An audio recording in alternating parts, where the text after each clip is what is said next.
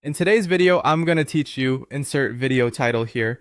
We're going to keep things simple and clear as we walk through how to perform two essential spreadsheet actions: adding values from two boxes and dividing one value by another. When I say box, I'm referring to a cell in your spreadsheet. These steps work the same way in most spreadsheet apps. Let's start with adding. Click into the cell where you want your result to appear. This is the destination for the calculation. Type an equals sign. The equals sign tells the spreadsheet that you're entering a formula, not plain text. Now click on the first box you want to include in the addition. You'll notice its reference appear in your formula. Type a plus sign to indicate you want to add. Then click on the second box you want to include. You should see a formula that looks like one cell reference, then a plus sign, then another cell reference. Press enter to complete the formula. The cell you started in now shows the sum of those two boxes.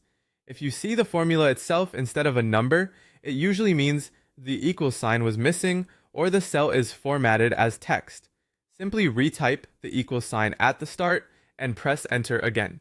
If you click the wrong box at any point, don't worry, click the result cell and either edit the formula in place or use the formula bar to adjust the references.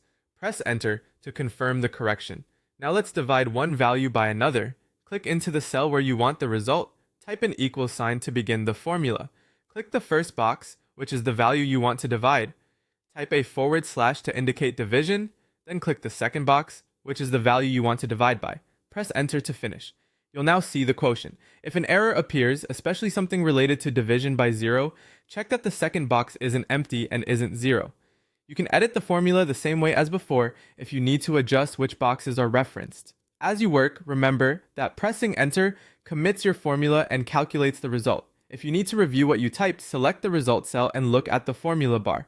That's where the underlying formula is always visible, even when the cell displays a number. That's it. You've added two boxes together and divided one box by another using clear, reliable formulas. Keep practicing these steps, and they'll quickly become